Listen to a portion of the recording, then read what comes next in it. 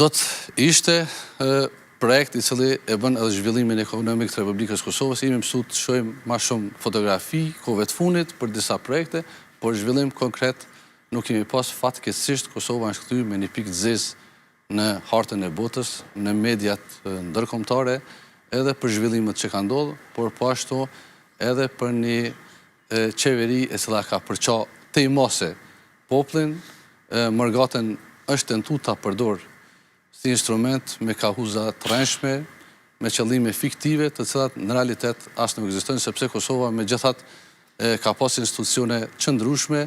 herë më mirë, herë më dopt, por megjithatë ato kanë funksionuar në mënyrën më të mirë të mundshme. Është mirë që ekonomia të jetë bosht i premtimeve edhe fushatës, po megjithatë çka kemi vrejt kohëve të fundit është një farë loje me numra, me statistika, me dhëna zyrtare ose analiza ekonomike. Vetëvendosja si parti që ka udhëheq në vitet e fundit, po përdor fakte të tjera, ju si parti ish opozitare, po përdorni fakte të tjera. Qysh t'ja vizatojmë situatën ekonomike, qytetarëve, në fakt, me gjithë këto dilema që mund të ngrisin për shkak të argumenteve që i keni? Aris, na jemi dëshmitar që ardhë në qeveri kjo nomenklaturë politike, me mashtrim, me ato kauzat të cilat në fakt dolen që janë të pavërteta, edhe sot në periudhë të fushatës, në ditët e fundit të fushatës, mundohet del me numra, me statistikat të cilat në realitet nuk qëndrojnë as kuptimin ekonomik, po as në aspektin e zhvillimit të projekteve. Për shembull, në anën tjetër, po jo e keni pa që flitet për një zhvillim ekonomik dhe nuk mund ndodhë një zhvillim ekonomik kur na në 5 vitet e fundit nuk e kemi as edhe një projekt të vetëm kapital me të cilin do të krenohej kjo qeveri. Kemi rrugë të cilat kanë mbetë nga koha e qeverive të kaluara. Kemi po ashtu infrastrukturë, qoftë ajo rrugore, qoftë sportive, qoftë kulturore, po të gjitha aspektet, projektet që kanë mbetë dhe janë stagnu, dhe në anën tjetër është tentuar që përmes disa veprimeve kështu sociale të krijon një farë mjegull të qytetarët të banorëve se kinë se kjo qeveri